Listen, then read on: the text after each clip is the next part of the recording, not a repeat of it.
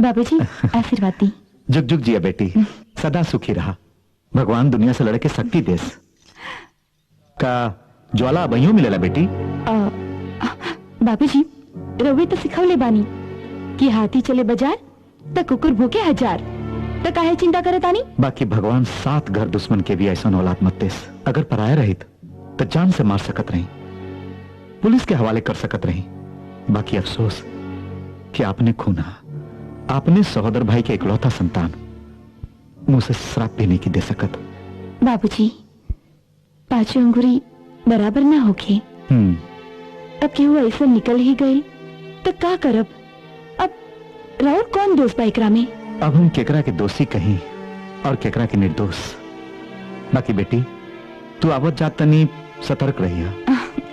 निश्चिंत रही बाबूजी, राउर बेटी के आपन सुरक्षा करे आवेला। जाई पूजा करें। भगवान रक्षा करिए।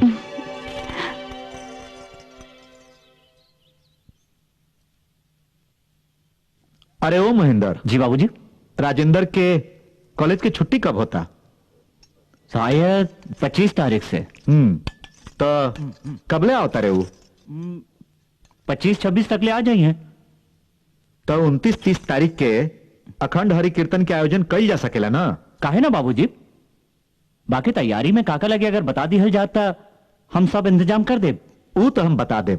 बाकी सबसे पहले पूरे गांव के न्योता देवे के पड़ी और भंडारा के भी आयोजन करे के पड़ी। हो जाए बाबूजी, आप तैयारी की चिंता बिल्कुल मत करें। और हाँ, आपन छोटका बाबूजी से भी कह आई है। जी बाबूजी। ना, उनका यहाँ न्योता देवे जाए के कौनो जरूरत नहीं खे। अरे हमार बेटा का ब्याह बाका के न्योता देवे जाए के जरूरी बा। बोला तू ही, भगवान की पूजा में तो लोग ऐसे भी बिना बुलाए जाला।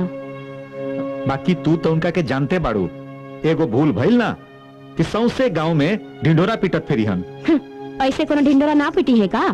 बाकी आदमी के जानबूझ के भूल ना करे के चाहिए।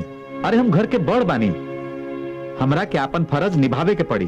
तो ठीक बा, रउआ अपन फर्ज पूरा करी। बाकी हमार लेके वहाँ जाके जलल खटल सुने खातिर ना जाई। अगर रउआ उ लोगन से रिश्ता नाता निभावे के बा तो निभाई, ठीक बा। कहल बा राजू के माई, क्षमा बड़न को चाहिए छोटन को उत्पात। अच्छा अच्छा ठीक बा ठीक बा। रउआ अपन सोच अपने पास रखी। खाई खाई। ज्वाला, ये हम का सुना तानी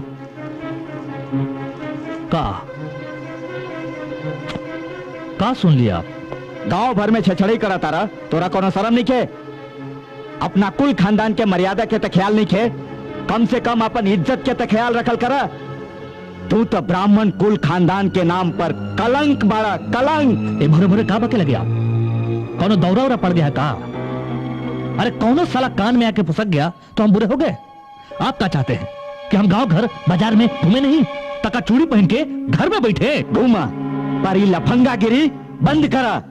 गांव के लड़की सबके छेड़छाड़ कैल बंद करा, बुझला। अरे रे रे रे रे रे हो। हाँ, अब के समझ में आया कि आप केकरा बढ़ावल चढ़ावल में आके सब बोले निकाल रहे हैं। लेकिन एक बात कान खोल के सुन लीजिए और उनको भी जाके कह दीजिए कि हमरे काम में टांग मत अड़ावे, न तो टंगवा धके चीर देंगे। क्या समझे। जबान के लगाम दो ज्वाला। अपना चाचा के बारे में कुछ भी अपशब्द जिन बोला। चोर चाई को हमारा चाचा फाचा मत बनाइए, मत बनाइए चोर चाई को हमारा चाचा फाचा। ज्वाला चिचियाइए मत, चिचियाइए मत। चिचियाने से सच्चाई बदल नहीं सकता है। हमको सब पता है कि कंबल ओढ़ के घी कौन पीता है, और आपके जो भाई है ना वही है। अपने सब जमीन जायदाद हड़प के बैठ गए, ठाकुर बारी का जमीन बगीचा सब हड़प के बैठ गए। तो उसका बेमानी नहीं था, उसमें का हमारा हक नहीं है। लेकिन आपको तो है भाई प्रेम, भाई प्रेम। वाह, भैया जो कहे वो ठीक, भैया जो करे वो भी ठीक। कभी सोचा है आपने तो चले जाएगा 4-5 साल में सुरधाम, लेकिन उसके बाद हमारा क्या होगा। सोचा कभी आपने। कटोरा लेके भीख मांगना पड़ेगा, दे दे राम दिला दे राम, देने वाला सीताराम। हट साला।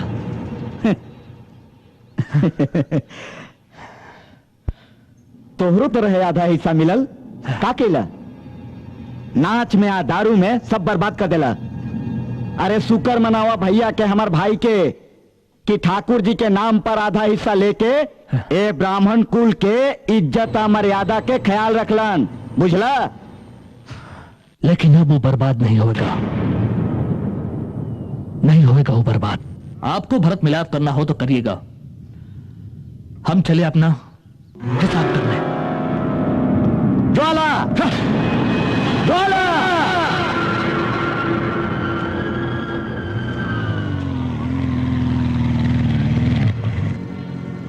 ज्वाला? हाँ ज्वाला, क्या बात बा?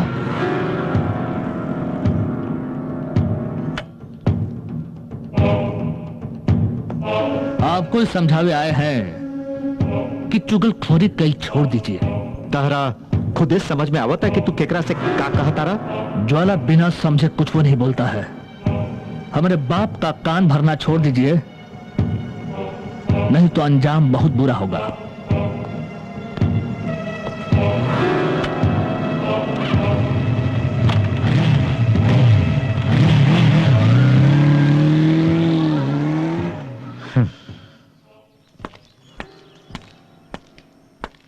अरे कहाँ बात बा? बड़ा शांत बड़ा लोग, कोनो हुल्लड़बाजी नहीं होत का? बसवा हमनी सबके छोड़ के जात बरम्बा। कहाँ? गाँवी। एकरा मतलब छुट्टी में इवा ना रहबा? कहीं आवे जाए खातिर तोहरा से परमिशन लेवे पड़ी का?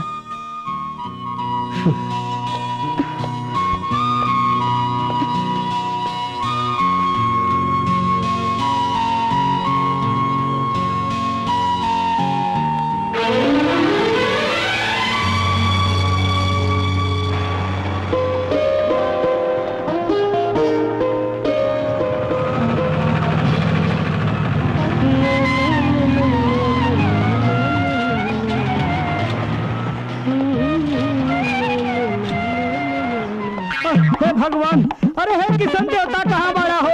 अरे जैसे द्रौपदी के लाज बचौला वैसे हे बचैबा हमारा जितना तो नंगा करके मारी। अरे बाप रे बाप, अरे रुको, अरे बाप रे, आ गए राज भैया। करे बल रमो, ये अनहर कुकुर लगा है भागता। अरे यार मत पूछा, हमार बात मन बे बतावा। ये लाल टी शर्ट पहनल छोड़ देना तो साले तारा में जीवन भाषा ही सार रगारी। अरे सार ना रगड़ा था, अच्छा तो तू इनका से पीछा छोड़ा बता रहा? का करिया? ये तो गलत बात बा। का है? हमार बात माना। हाँ। केहू तोरा से प्रेम में इतना पीछे भागता, आ तू ओकरा से पीछा छोड़ा बता रहा? ये हमें साथे यही करेलन राज भैया, एक हाथ में मौरी और एक हाथ में दौरी लेके कब से पीछे पड़ल बानी कि मौरी पहरा के जल्दी से हमरा के दौरी में ढके का मौका दे। बाकी ना, जब से जवान बहनी हमरा के तब से तरसावता। आज तू हमार मन की मुराद पूरा करा दे राज भैया। भाई बलिराम बोला, ये अत्याचार मत कर भाई, मौरी पहिन। अरे यार दौरी दौरी दौरी मौरी, अरे चकोरी हाथी से हम मौरी पड़ना बाजू का काला, हम चगनी हाथी है, झबरी कुत्ती है। छोड़ब ना हम तोरा के। तोरा एकरा से ब्याह करे के बा? करे के बा राज भैया, ये हमार सपना के राजकुमार हवे। हाथ दा, हाथ दे, हाथ दा ना। करे हाथ दो। ला पकड़ ले लो ना अपने राजकुमार के हाथ और ले जा इनका के अपना सपना के गांव में। धन्यवाद राज भैया, धन्यवाद। दूधो नहा पूतो फला, दूधो नहा पूतो फलो। हे आशीर्वाद जाने ली के का दिया जाला मेहरारून के। तू ऐसे की कहलबा, दूसरा से कहबा तो आपन पर पड़ेला, तभी तो क्रिकेट टीम बनी।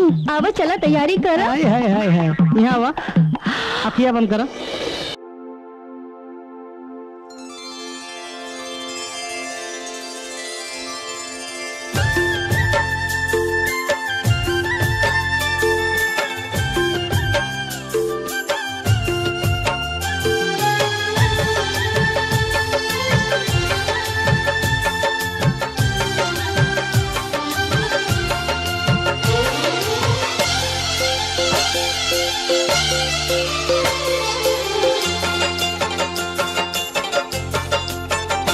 एक ना एक दिन हमरो आफत में जान हो जाई, जान हो जाई हे रानी।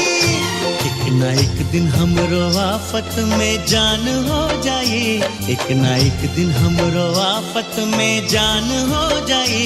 ऐसे हंसबो त दिलवा बेईमान हो जाई, ऐसे हंसबो त दिलवा बेईमान हो जाई। हमरो हालत भी, हमरो हालत भी, हमरो हालत भी लैला समान हो जाई, हमरो हालत भी लैला समान हो जाई। ऐसे देखबा ता दिलवा बेईमान हो जाई, ऐसे देखबा ता दिलवा बेईमान हो जाई।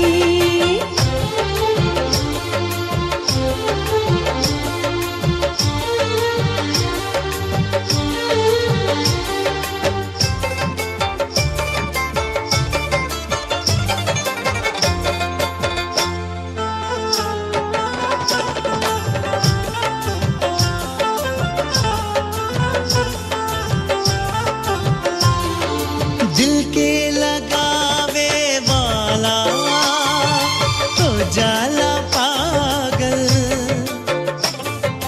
कैसे बताए हम रोग कैसे लागल,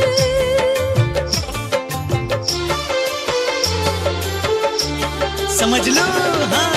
दिल के लगावे वाला हो जाला पागल, कैसे बताए हम रोग कैसे लागल, कैसे बताई हम रोग कैसे लागल। हमरा बतिया के, हमरा बतिया के, हमरा बतिया के तोहरा जब ज्ञान हो जाए, हमरा बतिया के तोहरा जब ज्ञान हो जाई, त जिंदगी के काटल आसान हो जाई, त जिंदगी के काटल आसान हो जाई।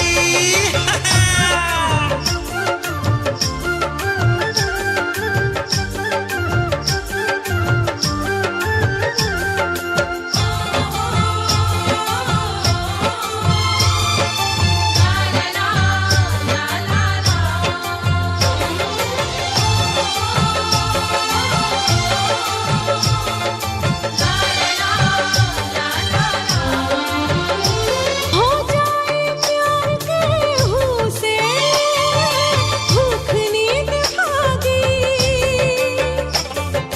कोई भी कमवा में मनवा न लागी, कोई भी कमवा में मनवा न लागी। याद में तोहरे, याद में तोहरे, याद में तोहरे जियरा परेशान हो जाई, याद में तोहरे जियरा परेशान हो जाई। ऐसे देखबा ता दिलवा बेईमान हो जाई, ऐसे देखबा ता दिलवा बेईमान हो जाई। ऐसे हंसबो त दिलवा बेईमान हो जाई।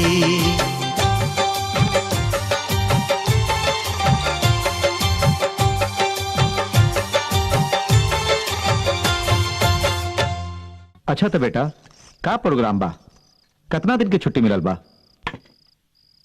10 दिन के बाबा जी। सोचत रहली कि तारा इला के बाद अष्टजाम रखे के। अच्छा ठीक तो बा, काल से शुरू करवा दिल जाई। का हो भैया? कही जा सकेला, हम बातचीत करके सब ठीक कही दिले बानी। ठीक बा। अरे और कितना देर लागे रंभा तैयार होके में? जल्दी करा, नहीं तो तोहार जीजाजी आ जाई हैं, सारा प्रोग्राम खमंडिल कर दे हैं। बस हो गई दीदिया। आज एगो ऐसन जगह जाई के बा जहाँ पूरा गांव जुटल हुई। फत गोबर जैसन जाई त लोग का कही? लोग का लिहाज बा कि एक कलाज बा। चला चला, हमरा के सब पता बा। जौने कॉलेज में राजू बाड़े वही कॉलेज में तू बाड़ो। दीदिया चला चला जल्दी चला चला चला।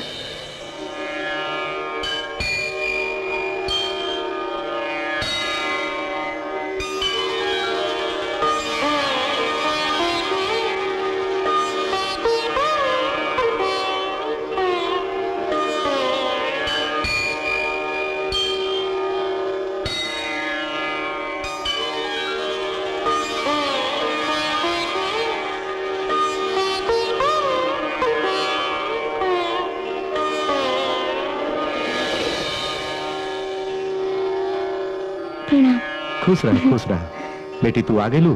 बैठा बैठा बैठा।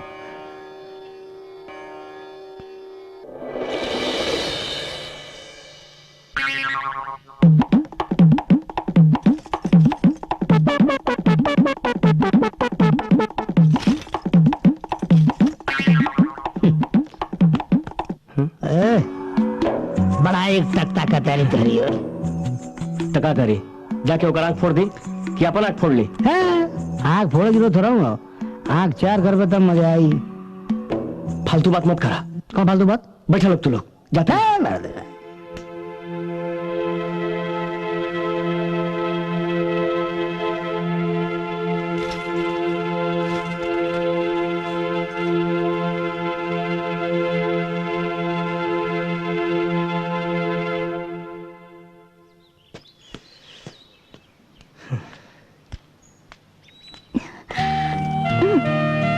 इतना नफरत हमरा से?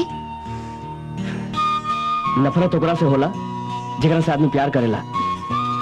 का हो वहाँ आँख से आँख चार करे के कहनी तो खिसिया गई और यहाँ चोंच से चोंच लड़त हो। मैडम जी, हमारा नाम बलिराम, राज के दोस्त।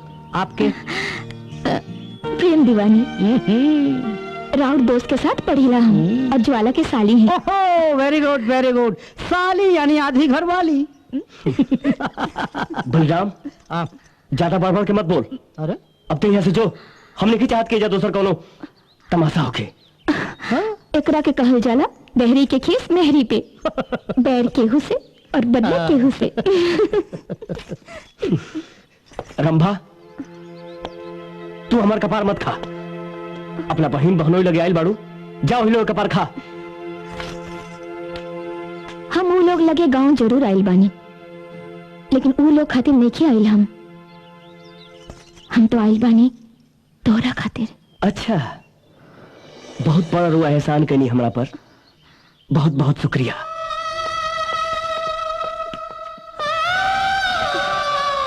मैडम जी, आप दिल छोटा मत करी।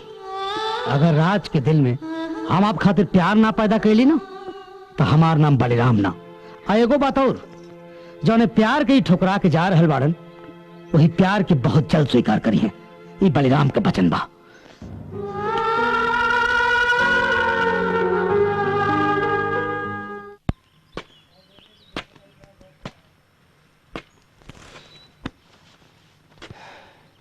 का हो उनकरा के रुला के बहुत बड़ा बहादुर बन गया तू। कल यहाँ तो बड़ा लेक्चर मारत रहला। प्रेम के ठुकराना गलत है, प्रेम में तड़पाना गलत है। आज कहाँ चल गई तो नसीहत? तोहरा और हमरा में बहुत फर्क बा बलिराम। कांटा के बीच में खिलल फूल चाहे कितनो सुंदर होके, वो फूल के हाथ ना लगावे के चाहिए। शायद हमरा कहे का मतलब तू समझ गई लोग। देखा राज, हम खाली इतना समझी ले प्रेम भगवान के दूसर का रूप हो। और प्रेम के स्वीकार करे खातिर कुछ करे के पड़े तो करे के चाहिए। जान देवे के पड़े, जान लेवे के पड़े, खून बहावे के पड़े, बहावे के चाहिए। हमारी बात माना, जाके उनका के मनाओ और उनके प्यार के स्वीकार करो। बलिराम, हम नहीं चाहत कि हमारे चलते इन्हें के शांति भंग हो। तू तो जानते बड़ा ज्वाला के नेचर, उतना समझ बाड़े। वैसे भी प्रेम करे वाला अंधा होला। ना हम अंधा बानी और ना ही ना समझ। हम ऐसा कोनो कदम ना उठाई जौना से बर्बादी होके। देखो एक बात बताई, हम तो सोचनी कि तू राजू पढ़ लिख के बहुत बुद्धिमान हो गई होगा, लेकिन तू तो एकदम ढपोर संख्या आवा हो। ये प्रेम की ठुकरा के ना पाप मत बिटोरा। ना तो इतना पछतावा कि समझ फिर रोते हवा। जौन हमारा दिमाग मैल तो कहीं और जौन करेगा तो तू करा।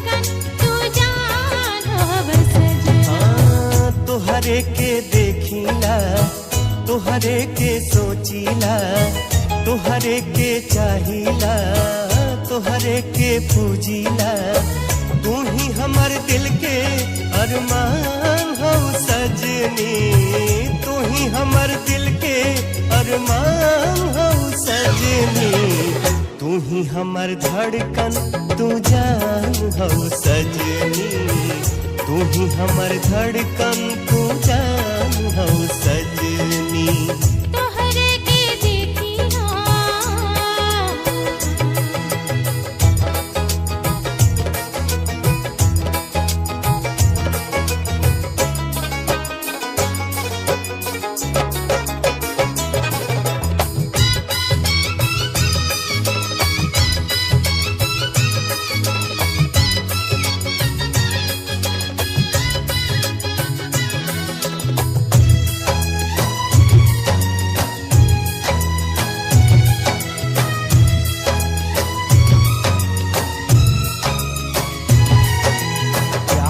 कितना दिल में हम दिखाइब हो जी अब तुहरे संग मर जाइब हो जी अब तुहरे संग मर जाइब हो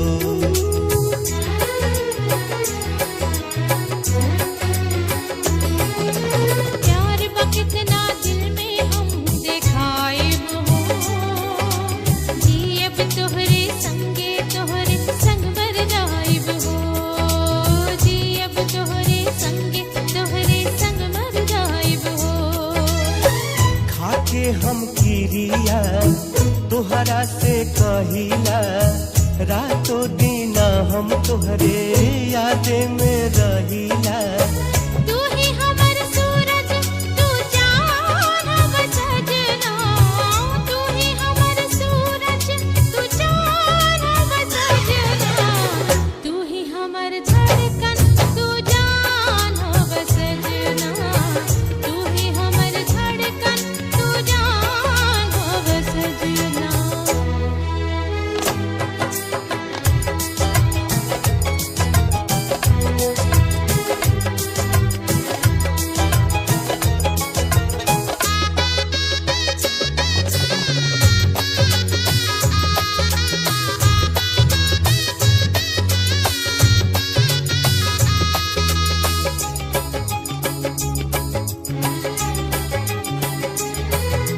सजना तोहरे नाम के मेहंदी रचाइब हो बना के दुल्हन एक दिन तोहके घर ले आइब हो बना के दुल्हन एक दिन तोहके घर ले आइब हो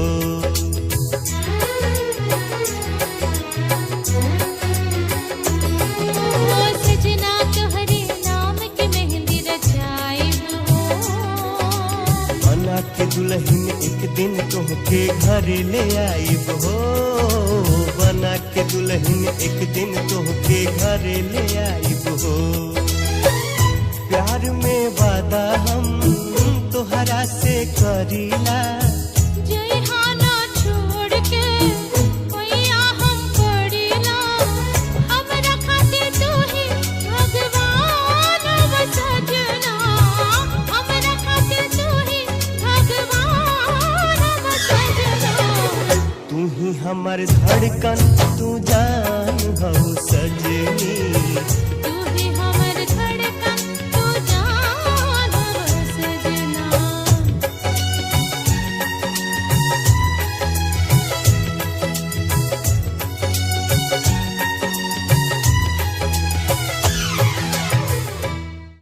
तोहरा के देख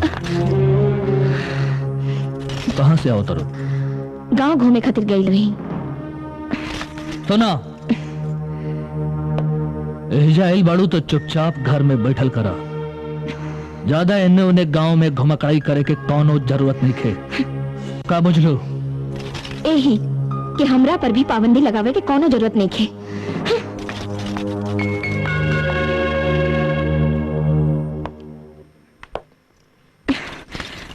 अरे रंबा आवे में इतना देर का लगा दे लो दीदिया जीजा जी के समझा दे कि हमरा बीच में मत बोलस हमरा आजादी पे बंदिश मत लगावस गांव वालन से झगड़ा उनकर है तो वो लड़स दुश्मनी वो कैले बाड़न तो हमरा के वो बीच में मत डालस। हमरा जहाँ जाए के बा वहाँ जाए, जकरा से बतियावे के बा ओकरा से बतियाई। यही से हम तोहरा के कहनी है कि यहाँ आइबो तो दुख हुई, यहाँ मत जा वहाँ मत जा, ये मत करा वो मत करा। हमरा के तो ये सब सहे और सुने के आदत पड़ गई बा। बाकी ये सब बात तो कौनो दुखे सहबू। ये सब न दीदिया तोहर सिधाई के नतीजा है। माई के सीख रहे कि पति परमेश्वर होला और उनकर बानी गुरुवानी। ऐसन पति के परमेश्वर कहल परमेश्वर के अपमान है। ये तोहार सिर्फ पति है पति। परमेश्वर तो अपन दासी के पूरा ख्याल रखेला, ओकरा सुख से सुखी होला और दुख से दुखी। कर्म के लिखल ना बदलल जा सकेला ना। माई बाबूजी के मति हिरा गई हुई। खैर छोड़ा, तू जल्दी से मुंह हाथ धोला, हम तोहरा खातिर नाश्ता बनावत बानी।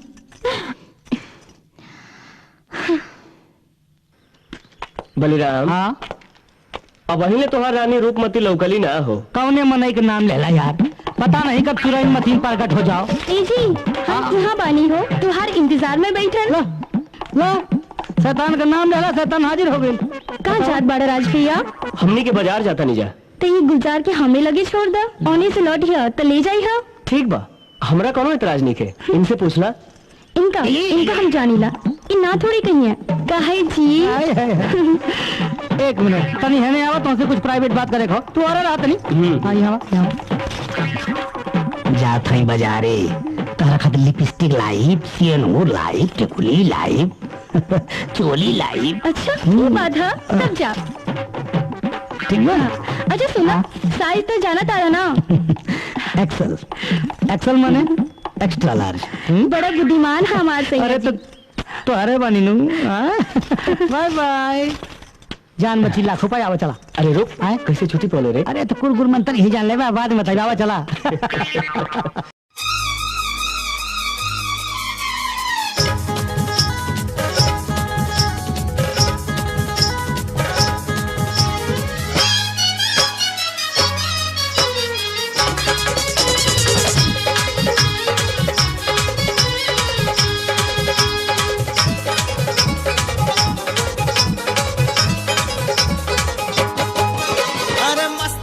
मस्ती में आग लागो बस्ती में, मस्त रहा मस्ती में आग लागो बस्ती में। आइल बा मौका ता कैसे करिला, कैसे करिला, कैसे करिला। छोड़ा दुनिया के झंझट ये भैया,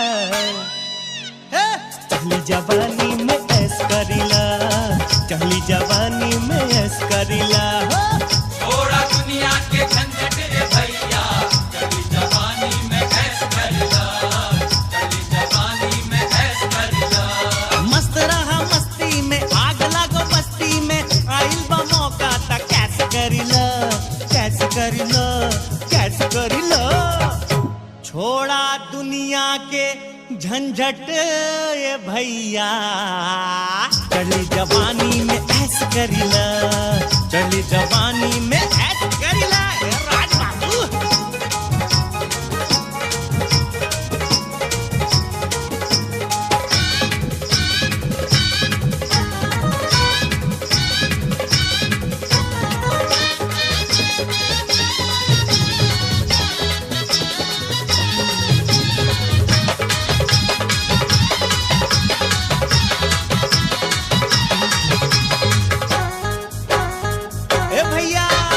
रोजे उम्र हाई घटते ही जाए, पीला खाला तू काला एंजॉय। अरे एंजॉय ना यार, एंजॉय एंजॉय बुझला। रोजे उम्र हाई घटते ही जाए, पीला खाला तू काला एंजॉय।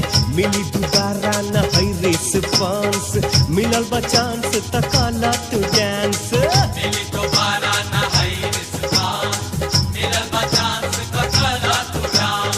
डूबा ना कश्ती में, मस्त रहा मस्ती में। हाय हाय, डूबा ना कश्ती में, मस्त रहा मस्ती में। मारा एक पैक मूड फ्रेश करिला, फ्रेश करिला। छोड़ा दुनिया के झंझट ए भैया अरे लागत बस चढ़ गइल बा। चढ़ी जवानी में ऐस करिला, चढ़ी जवानी में ऐस करिला। थोड़ा दुनिया के झंझट ए भैया, चली जवानी में ऐस करिला, चली जवानी में ऐस करिला।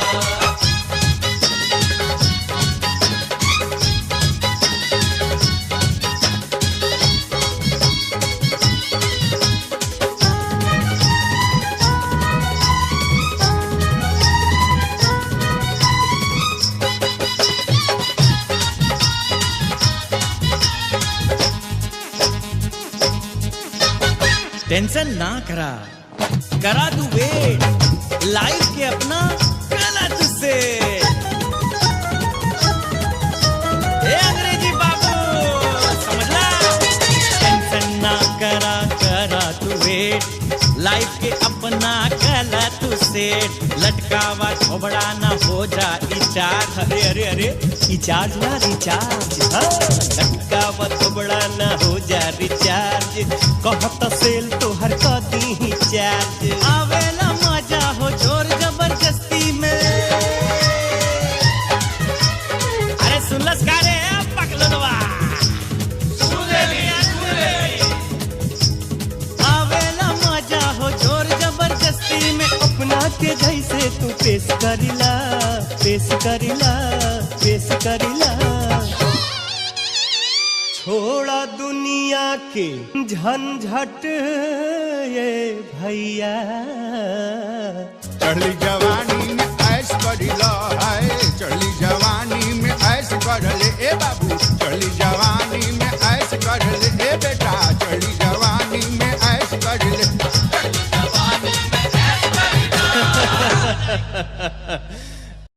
कतनो करबा जादू टोना, बबुआ रही है वही कोना। सिखावल बुद्धि अढ़ाई घरी जा। अरे चोरी करी हा पपियूर चाहे हो। बाबा हाउ देखी राहुल वाली बाजार से आवतिया है साला, भोरे भोरे जतरा बन गया है?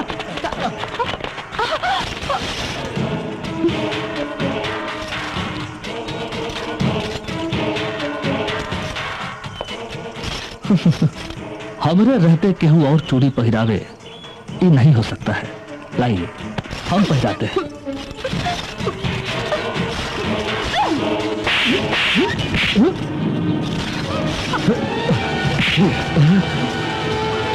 मैं आ गई भाई हमार, अब बतावा।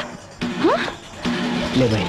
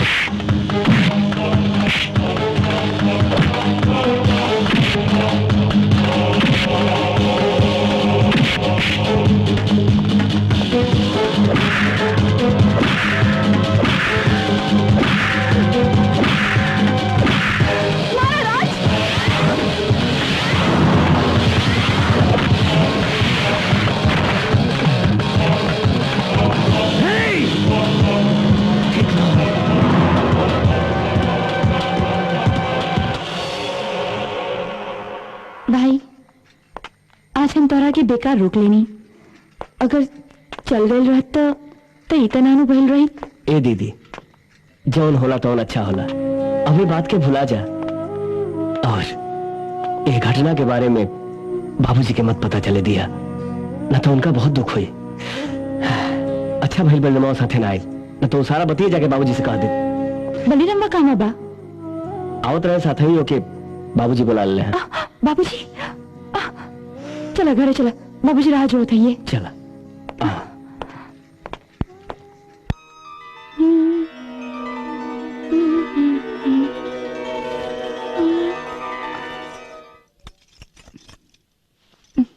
दे दिया। अरे बलीराम आ गई ना। अच्छा हम कॉलेज जाता नहीं तो माई के संग बतियावा।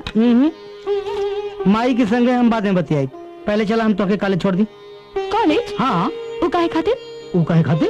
अरे राज कहले रहे कि जब दीदी कॉलेज जाए तो जाके छोड़ दिया। और देख दीदी जुग जमाना बहुत खराब चला था। जुग जमाना खराब भइल तो का भाई, हम कोनो कमजोर या डरपोक लेकी ना हई। अच्छा तो हम कहाँ कहा थे रे पागल, कितने कमजोर हवे, डरपोक हवे, तो बहुत मजबूत हवे। लेकिन सुन, राज कितने प्यार से कहले रहा कि जाके दीदी के कॉलेज छोड़ दिया, तो उनकी बात ना जाए रे पागल। चल ना मनबो? नहीं तो जा पे साइकिल निकाला, हम बुक लेके आवता नहीं। बुक लेके आवता माई हम कॉलेज जाता नहीं, अच्छा से खाना खा लियो। जल्दी आ जाइए। हाँ।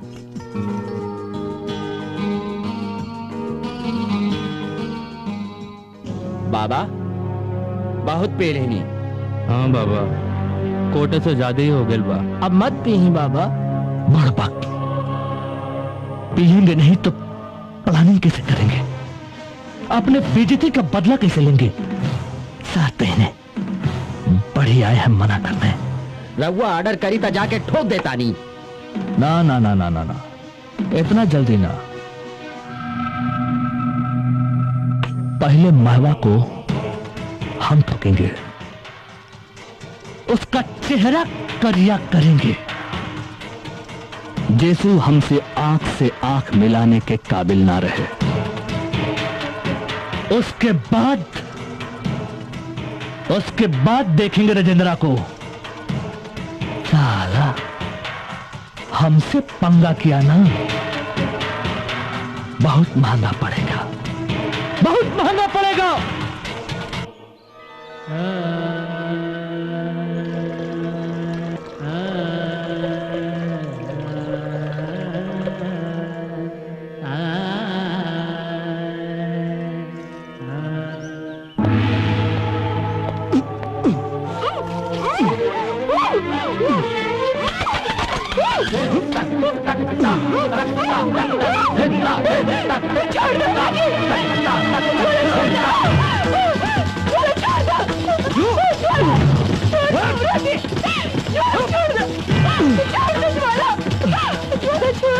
हमारे छोकरे तोरा छाती में भाला पे थप्पड़ चला दिया तूने।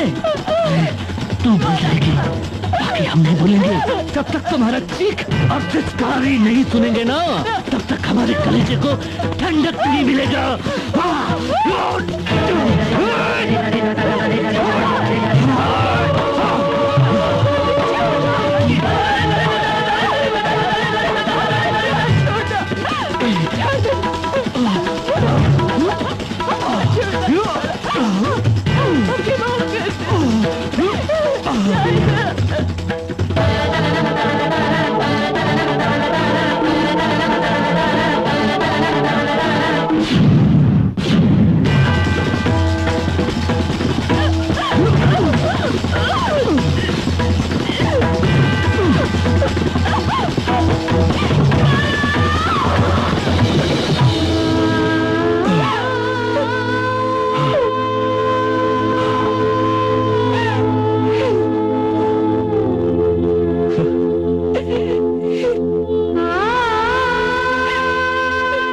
ज्वाला,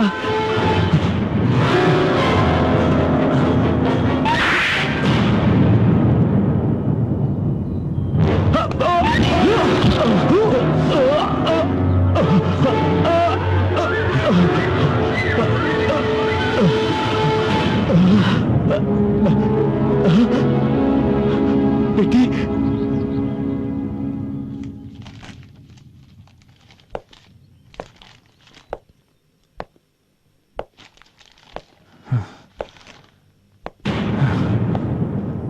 सुनिए, जाके कह दीजिए अपने भाई से कि हमारे खिलाफ पुलिस पंचायत ना करे, नहीं तो ठीक नहीं होगा।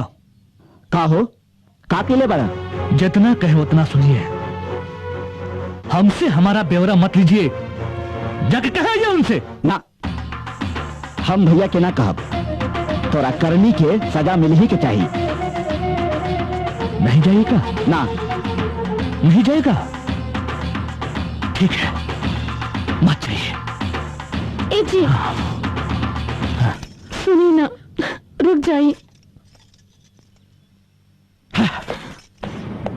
बाबूजी।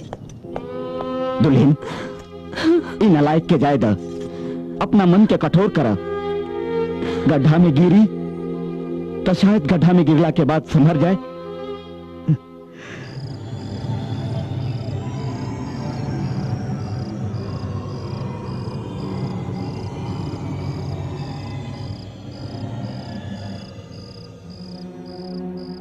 कसम काली स्याह रात की, खुदा से मनावा की रातें रत जग्गा ना करे। रातें अगर रात जाग गई, सुबह यकीनन जर्द और स्याह हुई। मुशर्रफ, कोशिश कर।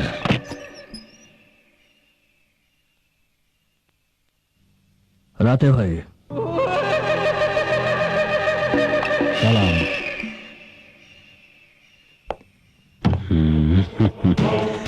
अरे ज्वाला, तू इतना दिन बाद आज यहाँ कैसे? मुसीबत है। बाप से मदद मांगे तो दो टूक जवाब दे दिए, इसलिए आपके पास आया हूँ मदद मांगने के लिए। हम तो बैठले वानी तू लोग खातिर। अरे हम तो गई लली तेरा बाप के लगे कि अपन बेटा के हमरा दे दा, तराश के हीरा बना दे। लेकिन बेटा के मुंह जकड़ा गेलन बेचारा। होला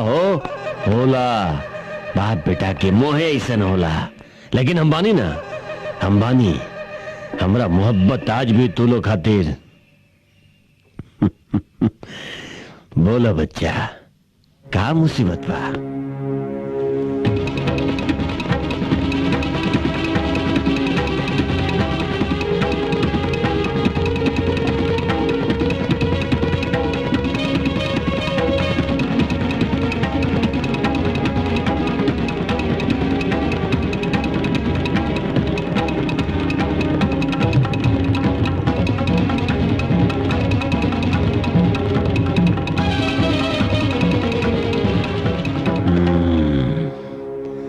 अच्छा, तई बात बा।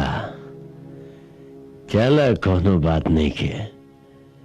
कहा लैया, हम कुछ सोचता नहीं। मेहरबानी, बहुत मेहरबानी। मेहरबानी?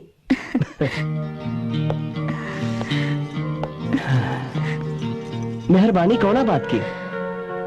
हमरा अपना जोक समझे खातिर, आपन दिल में स्थान देवे खातिर। तू खुश बाड़ू ना? बहुत बहुत बहुत।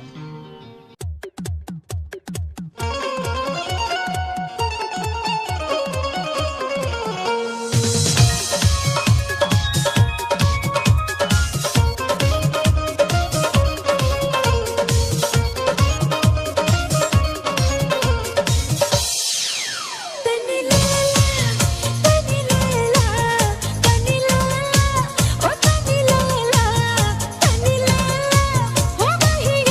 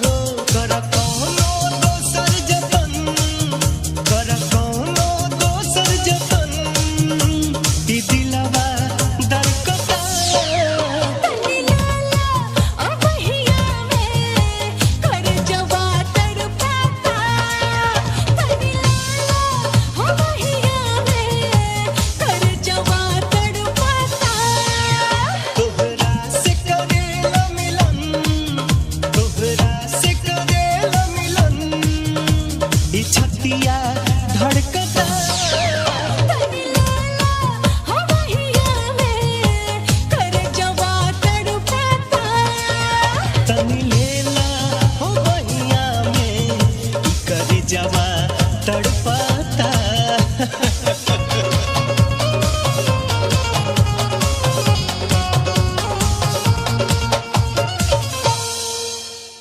राधे भाई।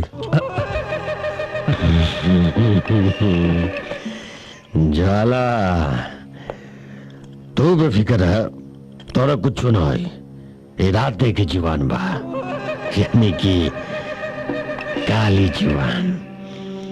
वो कहावत बना कि काला जीवान और काला नाक दोनों के वार कभी खाली ना जाला। समझ में आइल बात? आधा समझ में आइल, आधा ना। अरे बेवकूफ, जो जाके श्राद्ध और पिंडदान की तैयारी कर। कोई दूसरा तरीका नहीं है का? मैंने बात ना, बिल्कुल ना। कहे कि राते बात न करेला, रेतेला लोगन के गला। कसम काली स्याह रात की, राते अगर रात जागेगा तो यकीनन सुबह जर्द और स्याह होगी।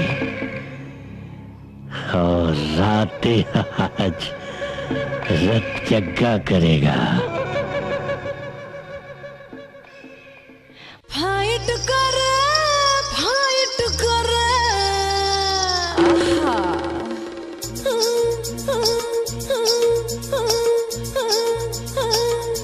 आहा।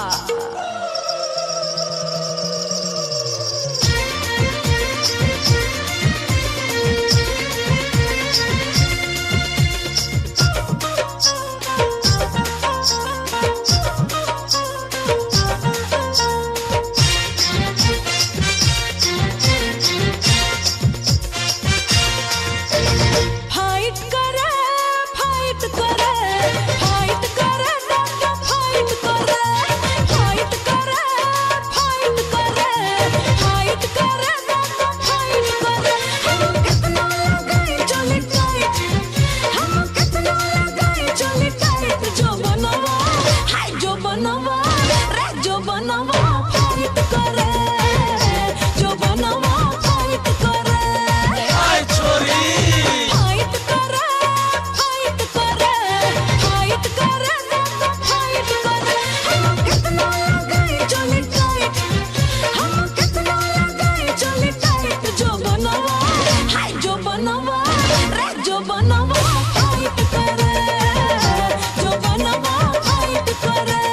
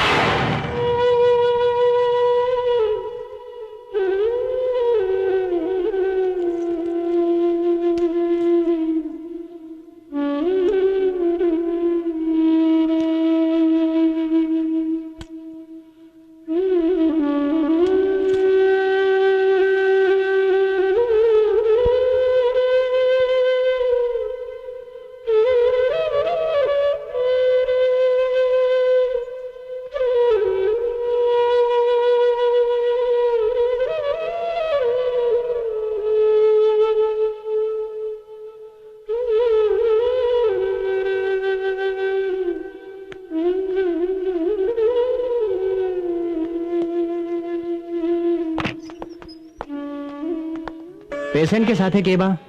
जी कहीं हमनी बानी। उनका के बहुत बुरी तरह से मार लागल बा। फिलहाल 2 यूनिट खून चढ़ावे के पड़ी, काहे से खून बहुत निकल गई बा। बाकी कोनो घबराए के बात तो नहीं खे ना डॉक्टर साहब? जब तक सिटी स्कैन की रिपोर्ट नहीं खे आ जात, पक्का तौर पे कुछ ना कल जा सकेला। वैसे भगवान करे उनका अंदरूनी चोट ना हो।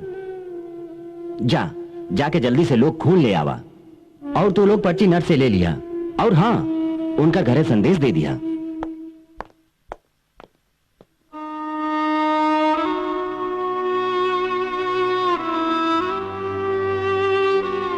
भगवान तोरा के जीवन में हर सफलता देस, हर दुख से दूर रखा। जेकरा जीवन में देवता जैसन पिता के आशीर्वाद भरल हाथ होखे, ओकरा जीवन में दुख कैसे आ सकेला बाबूजी?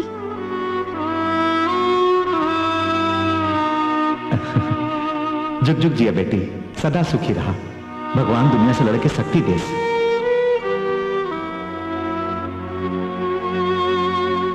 तुझे स्वर्गीय बाबू और हमने पंडित भैया का बहुत बड़ा सपना तो से जुड़ा हो।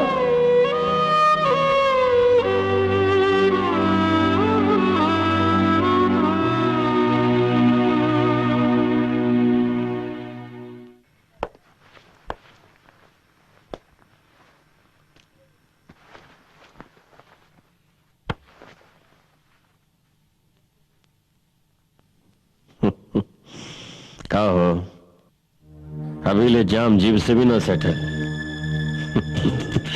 अपन खून से जुदा होवे के गम सता रहल बा का?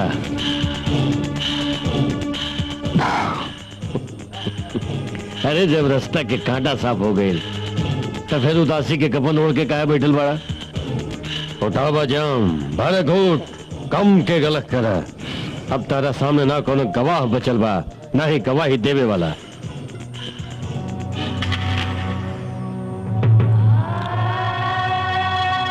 राते भाई, वो जे कुछ भी हुआ वो कुछ चाहते तो नहीं हुआ। राते के दुनिया में चाहते कुछ न होला, होला तक केवल समस्या के समाधान। कसम जर्द काली रात के राते फुनगी न काटेला, जड़ काटेला, ताकि फिर से वो पेड़ न बन पाए। मारे वाले के गम में अपन जीवन बर्बाद मत करा। चुनाव आवे वाला बा, अब कर तैयारी करा। यह में तुहार भलाई बा। नाटक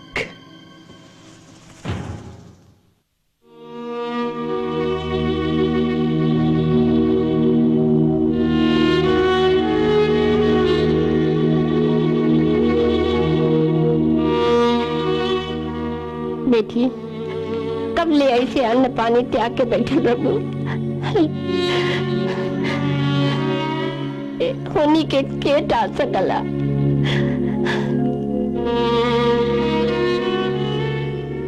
जीवन मरण सब विधि का विधान है बचवा। ऐसे शरीर छोड़ देबू, अपने बाबू का सपना कैसे पूरा करबू? पढ़ लिख के अफसर कैसे बनबू? ला बचवा, इनमें से एक और खाला रानी, खाला। देह के ताकत का भी जरूरत पड़ेला बेटी। योद्धा चाहे कितना भी कुशल हो, अगर वो के हथियार उठावे का ताकत नहीं थे तो सब बेकार हो। दुश्मन ऊपर हावी हो जाला। ना माई, बाबूजी के परिवार के मारे वाला के हवा टाइट हो जाई। हत्यारा के जब ले हम फांसी की सजा ना दियाई, हम चैन से ना बैठा। हमार प्रण। अरे प्रण पूरा करे खातिर बेटी प्राण बचावे के जरूरत पड़ला। रानी बेटी, ला खाला रानी। अरे खाला बेटा, ला बेटी, अरे एक नहीं वाला खाला, खाला बेटी। ला बलराम तू भी खाला बचवा, खाला बचवा। वो परिवार पे केकर नजर लग गई माई, केकर शराब लग गई। एक झटका में हंसत खेले जिंदगी मौत में बदल गई। केकरा से दुश्मनी रहल, क्यों के का बिगड़ ले रहे माई, बाबूजी क्यों के का बिगड़ ले रहे। ये तो अचरज के बाद सबके खातिर बाबू द्वार।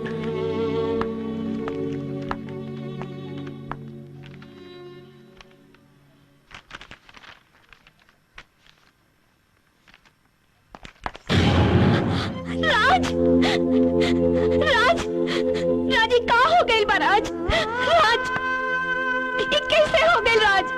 आँख खोला ना राज, राज, हमरा से बात करा। राज, देखा तू रंभा। सिस्टर, इनका के लेके जाओ। डॉक्टर, देखा पेशेंट अभी बात करे के हालत में नहीं के, he is critical. No doctor, my Raj is not critical. Critical का मतलब समझते हैं आप? राज, राज, आँख खोला और इनका के बता दे कि तू हमरा से मजाक करत आ रहा, हमार सबर के इम्तिहान लेता रहा। राज, राज, आँख खोला ना राज। रंभा, शायद यह तुम्हारा नाम हो, है ना? रंभा यानी कि किरण, प्रकाश। भगवान से दुआ करा कि इनकर जिंदगी में भी जीवन के प्रकाश हो जाए। कहे कि अभी तक हमने भी कोनो नतीजा पे नहीं पहुंचल, in spite of doing our best. Sister, जौन हम इंजेक्शन लिखे रहे जरा फौरन पेशेंट के दे दा, और एमआरआई की रिपोर्ट जैसे आ जाए हमके दिखावा। Everything will be all right.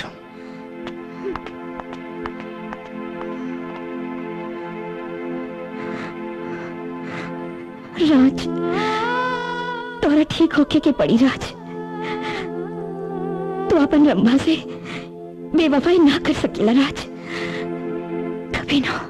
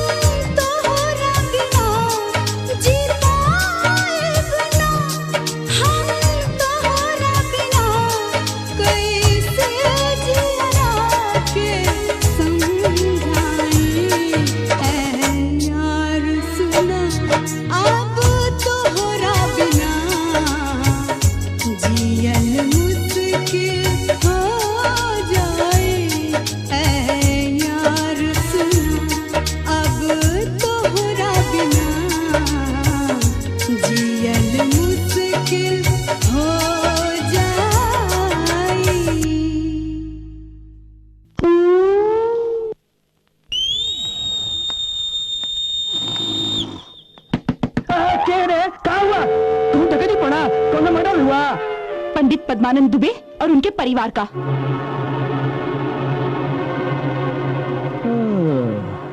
अच्छा, अरे ये मर्डर तो 5 दिन पहले ही ना हुआ, तब का गड़ल मुर्दा उखाड़ने आई हो? गड़ल मुर्दा उखाड़ने नहीं आई हूँ, बल्कि हंसती खेलती जिंदगी को मुर्दा बनाने वाले हत्यारे के बारे में पूछने आई हूँ।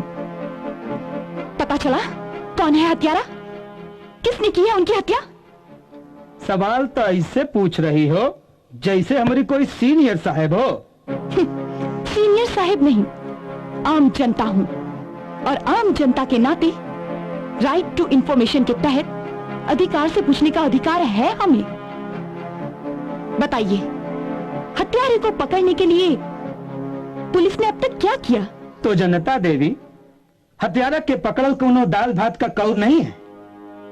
सुराग ढूंढना पड़ता है, छानबीन करना पड़ता है, मामले के ई छोर ऊ छोर जानना पड़ता है। ये एड़ी देख रही है, इसका पसीना माथे पर चढ़ जाता है। चली आई जो है राइट टू इंफॉर्मेशन का झंडा उठा के हमला करने। देखिए जनता देवी, एक काम कीजिए, अब आप यहाँ से जाइए, बहुत ढेर सारा काम पड़ा है, निपटाना है। चलिए जाइए।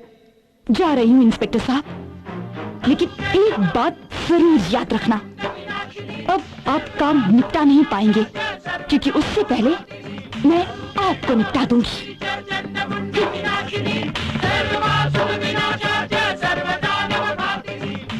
हम क्या एसपी साहब से मिले के बाद? रउआ अपन नाम लिखी।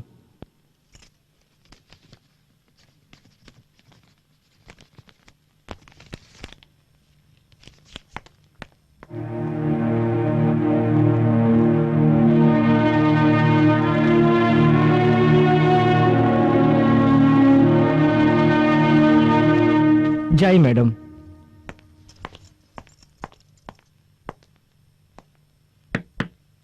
यस, कम इन। नमस्ते सर। नमस्ते, बैठिए। कहिए, किस सिलसिले में आना हुआ और मैं आपकी क्या मदद कर सकता हूँ? मैं दुलारपुर में हुए एक ही परिवार के 5 लोगों की हत्या के बारे में बात करने आई हूँ, और मैं आपसे ये बताना चाह रही हूँ कि आपका विभाग हत्यारे को पकड़ने में कोई दिलचस्पी नहीं ले रहा है। नहीं नहीं, ऐसी कोई बात नहीं है। अभी भी उस केस की फाइल मेरे सामने ही पड़ी है। दरअसल पुलिस सूत्रों के मुताबिक ही किसी मामले की जड़ तक पहुंचती है, और इस फाइल के नोटेशन के मुताबिक उस मर्डर केस का कोई सूत्र मौजूद नहीं है, लिहाजा पुलिस लाचार है। सूत्र तो ढूंढने से मिलेगा सर। वैसे एक सूत्र आपके सामने है। आप? जी हाँ, मैं। फिर ये नोटेशन क्यों? इसलिए क्योंकि वहाँ के थाने में तैनात इंस्पेक्टर एक गैर जिम्मेदार और रिश्वतखोर ऑफिसर है। क्या जानती हैं उस परिवार के बारे में? बताइए, बेहिचक बताइए।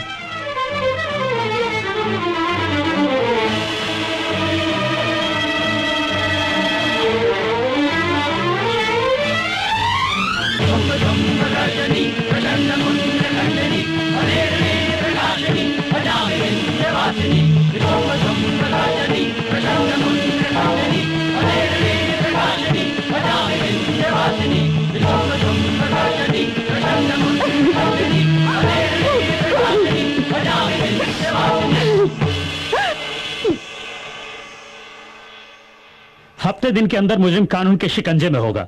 It's my promise. Thank you sir, thank you very मच। नमस्ते।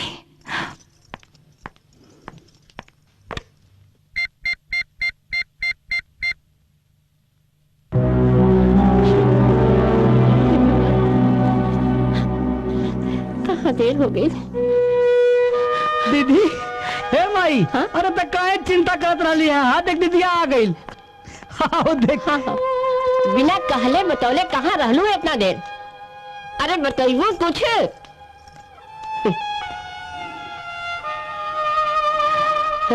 कानून के कान में फरियाद के संग फूके। अरे सयान लड़की इतना देर घर से बाहर रही तो माई के जी न घबराई। माई, अगर तू ऐसे घबराई तो हम अपन मकसद में कैसे कामयाब होखब? बाबूजी की हत्या उनके जेल के सलाखन के पीछे कैसे करवाई माई? रात से आंख कैसे मिलाई? ओकर सवाल के जवाब कैसे दे? माई, ही तो सहारा बाड़ू ना हमारा जीवन के। हाँ। और तुम्हारा आशीर्वाद हमारा हौसला। माई, इंसाफ की लड़ाई एकरे से न लड़े के बा। बचवा, हम तो दिन रात भगवान से ये मनाइला कि तुहके कामयाबी दे, तरक्की दे। तू बहुत थक गई लो बचवा, भूखाई लो, ज्यादा नहीं, मुंह हाथ धोला। हाँ, हम खाना परोसत थे। चला अब बलवान तू खा ला। चला।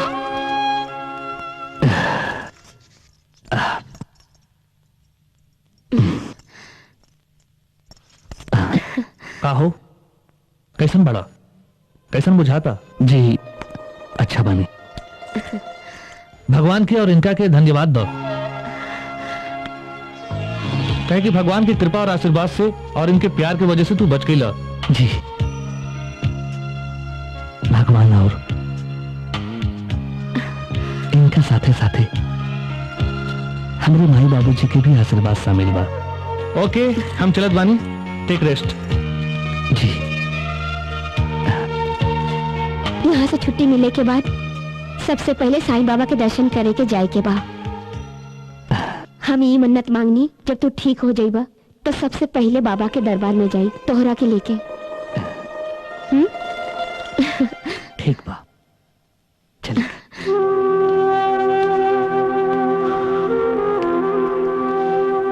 माई जाती हैं। ये बचवा, आपन ख्याल रखिए। बलिराम, राज की पता न चले ये हादसा के बारे में। जब वो आ जाइए तब हम बताए धीरे धीरे।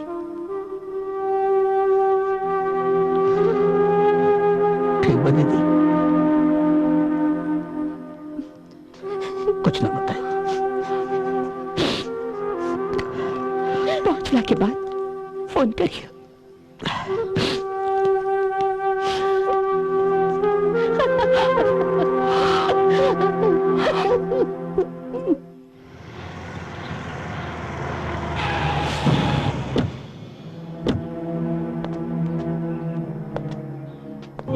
नसीब जह नसीब जह नसीब, वाए हमारे घर खुदा की कुदरत, कभी इनको कभी अपने इस गरीब खाने को देखते हैं। आज ही गरीब के घर तिरंगा कैसे मौजूद है भाई? भाई राते मियाँ, तिरंगा गरीबन के बदौलत नहीं बल्कि रउआ जैसन गरीबन के बदौलत लहराला। लागत है कि आज मौसम बहार आवे वाला बा। बिल्कुल सही समझनी। अब रउआ जाना गाना मन से तैयार है पड़ी ताकि विनायक जय हो कह के राष्ट्रगान पूरा कही जा सके का? भाई राते मियाँ, हम तो रउआ समझदारी के कायल हो गई बनी। 1 मिनट नेताजी। हाँ हाँ। हेलो हेलो राते भाई, हम दरोगा बोल रहा हूँ। थोड़ा देर के बाद फोन करिए, हम बहुत जरूरी मीटिंग में बनी। हाँ लेकिन बात जरूरी है सर, सुन लीजिए। चल बोल। सर वो एसपी वो केस का फाइल खोल दी है और धरपकड़ भी चालू हो गया है और ज्वाला दुबे के नाम दिए से पकड़ने के लिए।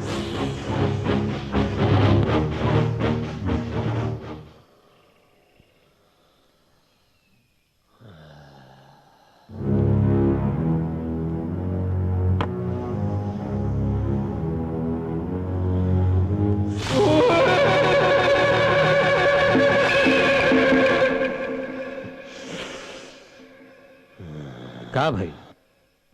24 घंटा के अंदर ये जिला के एसपी के ट्रांसफर चाहिए हमरा। समझ ली कि हो गई। भाई राते मियाँ, चुनाव जीते खातिर जब हमके रउआ से जाना गाना माना के मदद चाहिए तो रउआ मन के तो हमके करेंगे पड़ी। राते में हम जानी कि ताली दोनों हाथ से बाजेला। ये बच्चा है हमार ज्वाला दुबे। अब की बार चुनाव में एकरा खड़ा करे के बाद आपके पार्टी से। समझ ली कि टिकट मिल गई। आगे बताइए। जाएं जाएं जाके अधिनायक जय हो कह के राष्ट्रगान गावे की तैयारी करी। जाएं। चलो।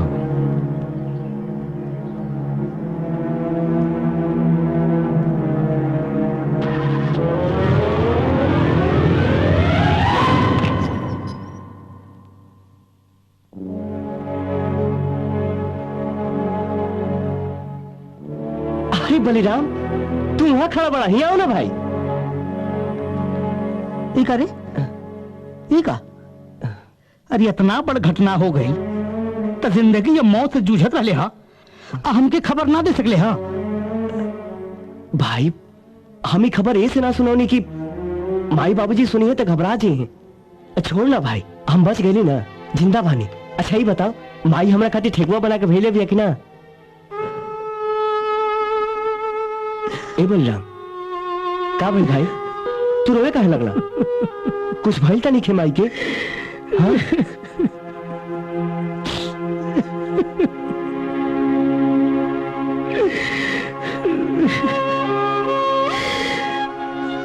सब उजड़ गए रे भाई।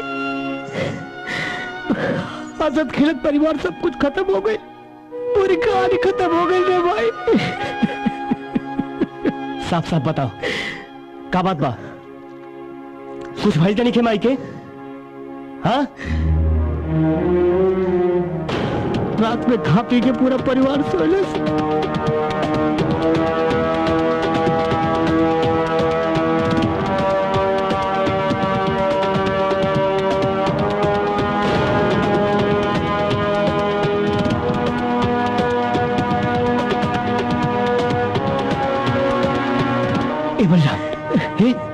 ना भाई, ऐसा नहीं क्या हो सकत। भाई रे, कहते कि झूठा, कहते कि झूठा। कैसे कह दी, कैसे कह दी कि सच के झूठ हो?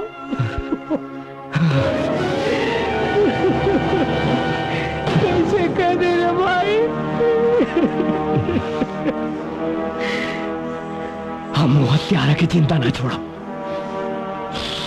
अपना माई के दूध के क्रिया बारी बोटी बोटी काट के सालन के जिंदा काट दे। अपना माई के क्रिया बारे भाई, अपना माई के क्रिया बार जिंदा जला के राख कर दे मेरे भाई। नहीं सर, ऐसा मत कहिए। एक आप ही की वजह से उम्मीद जगी थी और अब वो भी इस कदर टूट जाएगी। आम इंसान की उम्मीद टूटे के खातिर ही होला बेटी। जी आप? हम एक मजबूर बेटी के बाप हैं, जे दहेज के लोभी ससुराल वालन के झोली ना भर सकली। ट्रांसफर ऑर्डर आ जाने से मैं मजबूर हो गया हूं। अब सिवाय नोट के मैं कुछ भी नहीं लिख सकता। पर आपका ट्रांसफर तो कम से कम 3 साल का होता है ना, तो फिर ये अचानक? और वैसे भी आपको ज्वाइन हुए अभी तो सिर्फ 6 महीने ही हुए हैं ना। बेटी, नियम कानून सरकार बनाती है, और सच पूछो तो सरकार ही भगवान की तरह है, जो मूर्त रूप में दिखती ही नहीं है। दिखती है तो सिर्फ खद्दरदारी नेता, जिन्होंने अपना रखैल बना लिया है कानून को, गुलाम बना लिया है कचहरी को, और मन बहलाने का सामान बना लिया है इंसाफ को। पर ऐसा क्यों? इसलिए कि उनके पास पैसा है, पावर है, और आज जिनके पास ये 2 चीजें हैं वही असल में हुक्मरान हैं। इसलिए अगर तुम्हें अपने ऊपर हुए जुल्म का इंसाफ चाहिए तो खुद को पावरफुल बनाओ, उस जमात में शामिल होकर। तुम्हें उस सांचे में ढलना होगा। सॉरी सर, मैं अपने आप को रोक नहीं पाया। हाथ बंधे होने का तकलीफ है शास्त्री जी, अधिकार है, पर उस अधिकार के इस्तेमाल का अधिकार नहीं। और ऐसे में क्या हो सकता है आपके सामने है। वैसे मैं आपसे एक बात जरूर कहूंगा, किसी भी तरह की राय या गाइडेंस की जरूरत हो मुझसे जरूर कहिएगा। जी जरूर। अच्छा तो मैं भी चलती हूँ। नमस्ते। नमस्ते।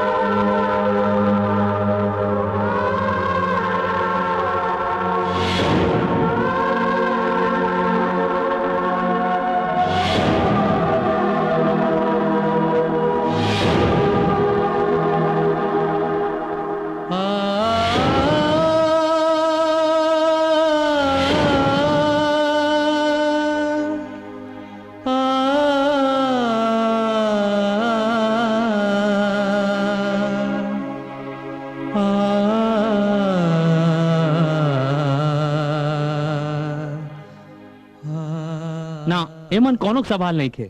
राउर लोग के जे फैसला बा उ देश के हिते खातिर बा। धन्यवाद। तत्काल से ही चुनावी युद्ध में जुट जा लोग और आपन उम्मीदवार माया देवी के जितावे खातिर तैयार हो जा लोग।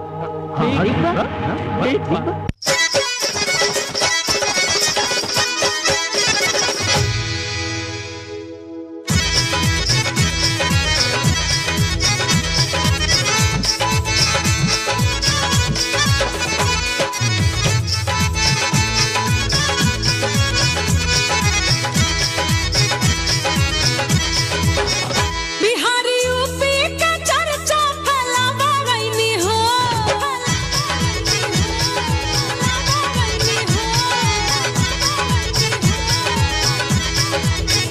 बिहारी यूपी का चर्चा फैलावा गईनी हो। बिहारी यूपी का चर्चा फैलावा गईनी हो। हो कितना दम्बा, हो कितना दम्बा हमरा माटी में बतावे आईनी हो। कितना दम्बा हमरा माटी में बतावे आईनी हो। बिहारी यूपी का चर्चा फैलावे आईनी हो। बिहारी यूपी का चर्चा फैलावे आईनी हो। कितना दम्बा, हो कितना दम्बा हमरा माटी में बतावे आईनी हो। कितना दम्बा हमरा माटी में बतावे आईनी हो।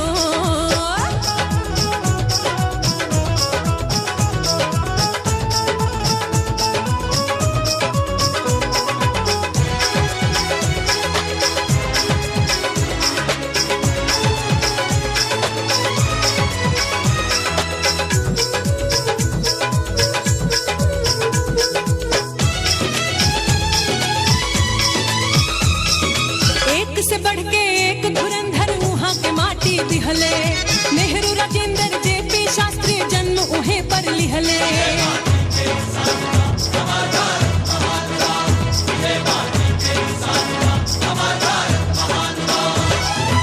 एक से बढ़ के एक धुरंधर वहाँ के माटी दिहले। नेहरू राजेंद्र जेपी शास्त्री जन्म उहे पर लिहले। जे न जाने ओकर संगा मिटावे आईनी हो। जे न जाने ओकर संगा मिटावे आईनी हो। कितना दम्बा, हो कितना दम्बा हमरा माटी में बतावे आईनी हो। कितना दम्बा हमरा माटी में बतावे आईनी हो।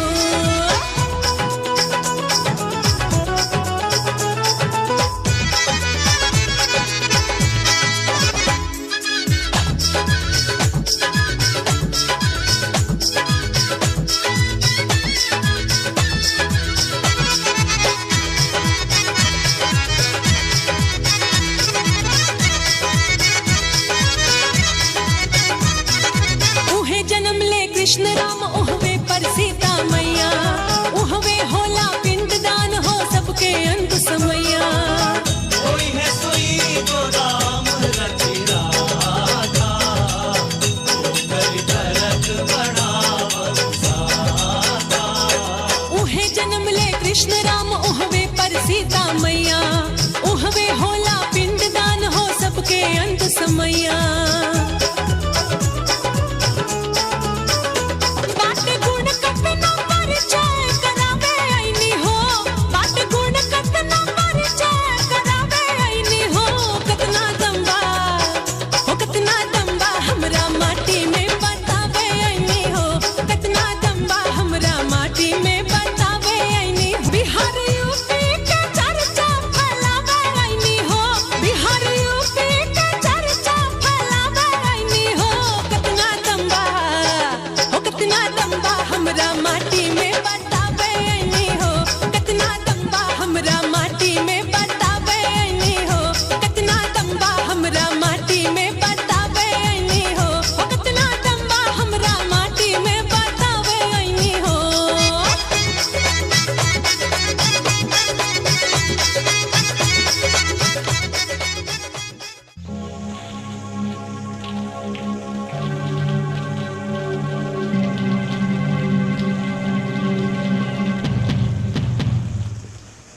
तो भाई अपोजिट पार्टी का हवा तो जोर पकड़ रहा है। जाला चुनाव हवा से ना आंधी से जीतल जाला। अपोजिट पार्टी लड़की के खड़ा केले बना, राते के आंधी के सामने वो लड़की तका और पार्टी तक के हवा निकल जाए। तो एक काम कर ज्वाला, वो लड़की के पास हो जाकर के बैग के मुंह खोल दे ओकरा सामने, बैठ जाए। खुद दिन नाम वापस ले लिया अपन। सुनने में आया कि वो लड़की बड़ी अड़ियल और जिद्दी दिमाग की भी है। जिद्दी बच्चा के और अड़ियल घोड़ा के सजा दिहल जाला चांबुक से, समझ गए?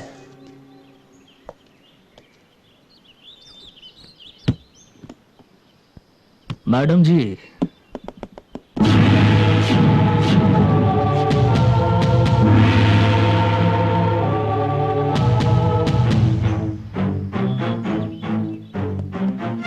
माया माया ना, माया देवी कहा। फलवा कतनो बढ़न हो जाए रहेगा पेड़वा के नीचे ही। औरत हो, मर्द का बराबरी करने का कोशिश मत करो। चुनावी मैदान से अपना नाम वापस ले लो। युद्ध के मैदान में वापस लौटे खातिर नहीं उतरा। पूरा 11 लाख है आपके लिए। चल जा और चुनावी जंग की तैयारी करा।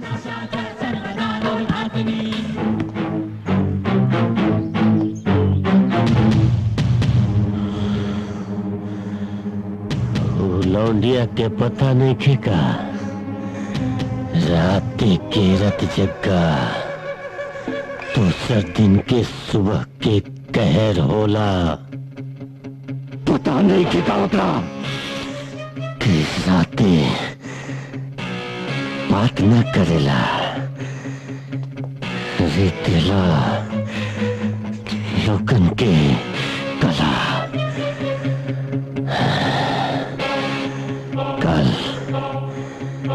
कल सबके सामने वो लौंडिया के लाचार और बेबस ना बनौली तो हमार नाम भी राते ना।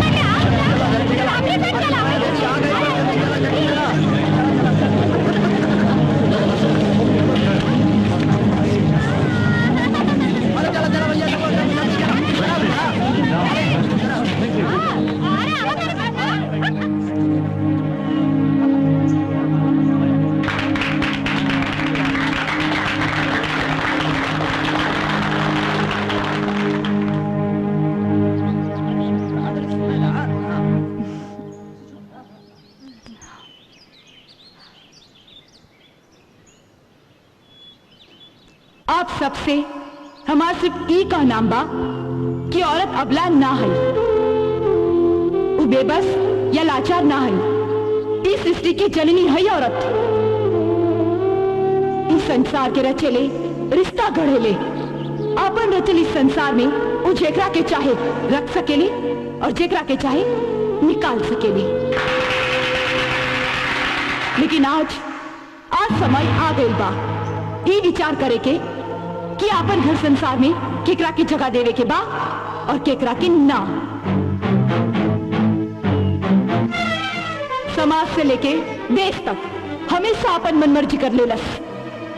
ई मरद समाज औरतन के कबो कठपुतली की तरह नचावलस तो कबो पतुरिया बना के। लेकिन अब ना, अब औरत नाची ना।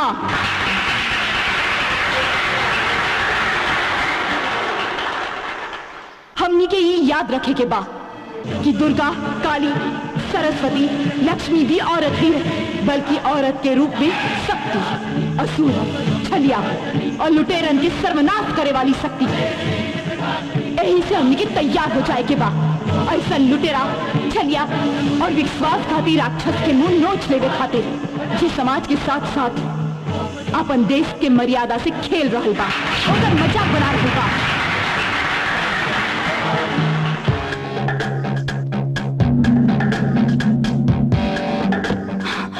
आज से कुछ साल पहले हमरा पर भी हमला भइल रहे, लेकिन अब ना हमरा पर, ना कोनो महतारी पर, ना कोनो बहन पर, कोनो पर हमला ना हुई।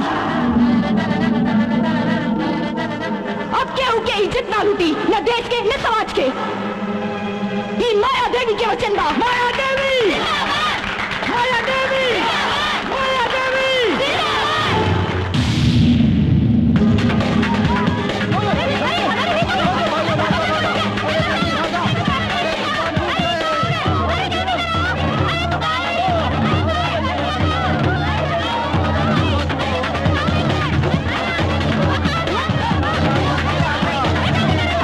भाई लोग, आप लोग लड़ जाओ, डरिए मत।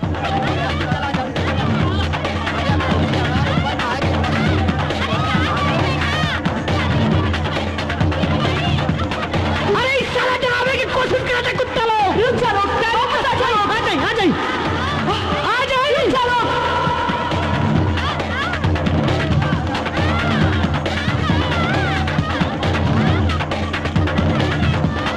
ये मुट्ठी भर गुंडा लोग सिर्फ इज्जतदार इंसान पर कबू भारी ना पड़ सकेला। रुक जाइए, वापस आ जाइए लोग, रुक जाओ लोग। आ जाइए, आ जाइए, आ जाइए, आ जाइए, आ जाइए।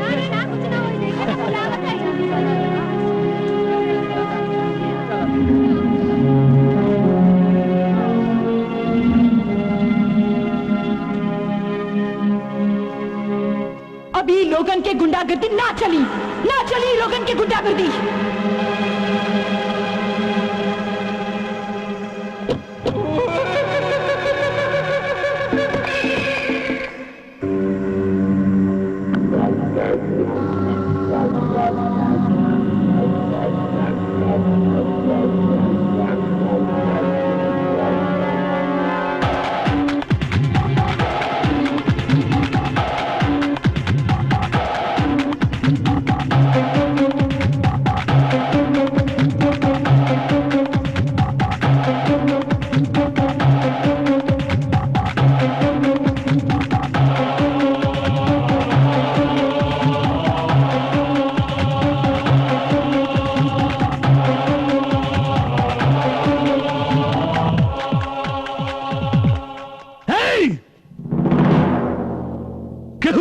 लौंडिया की काला पर रुकल तो अंजाम सोच के रुकी।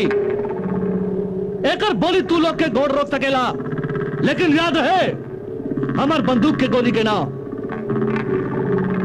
अगर केहू रुकल ही जा नाहक जान चल जाई। ज्वाला सिंह, तू है लोगन के अपन जान के डर दिखाता रहा। हाँ ज्वाला, अगर तो राज खोल दे तो फिर जान बचावल मुश्किल हो जाए, समझ लो। बहुत भाषण हो गए तुहार।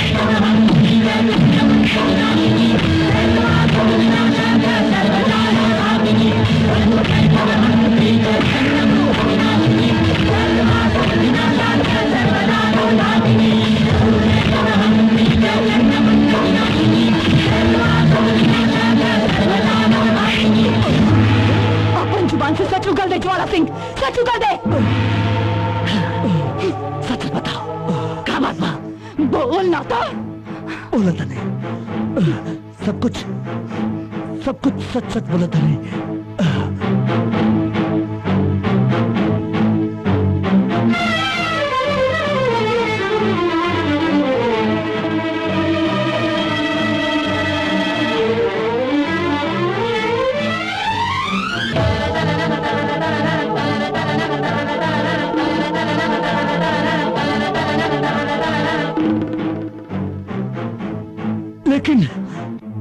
लेकिन हम जौन कहीं नहीं, ओकरा में हमार कोनो दोस्त नहीं खे।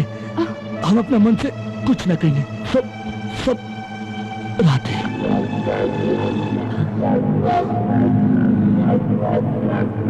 हमार पिल्लौर हमरे पे हमला, राते नाम बा हमार, और राते गद्दारी करे वाला के गला रेत लेला। तू क्या समझ ले रे? लौंडिया के सामने पूरा सच्चाई बता के अपना कुछ बिगाड़ ले बे? ये रिश्तेदारी दिखावला से कोनो फायदा ना। ज्वाला, तू तब उधर से भी गईले और इधर से भी गईले। हसामी, अरे साला, अपन कोटी लाल करे खाते थे भाई के भाई से लड़वावे ले। बाप के शतरंज के खेल में भोला भाला मासूम लोगन के अपन मोहरा बनावे ले। आज न खेल रही न खिलाड़ी।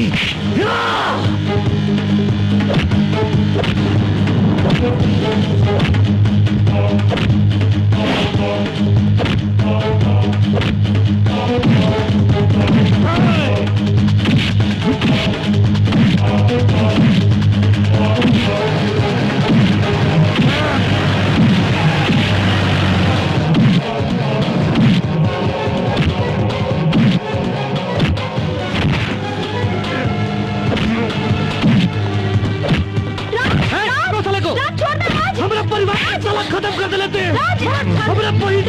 हमारा काका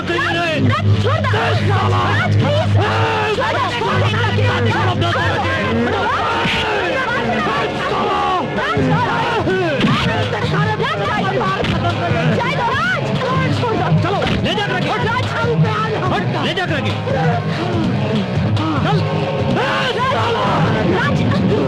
तो क्या हमार कसम बा, अपन खून गंदा मत करो राज। एकरा के मार के अपन खुद गंदा मत करा।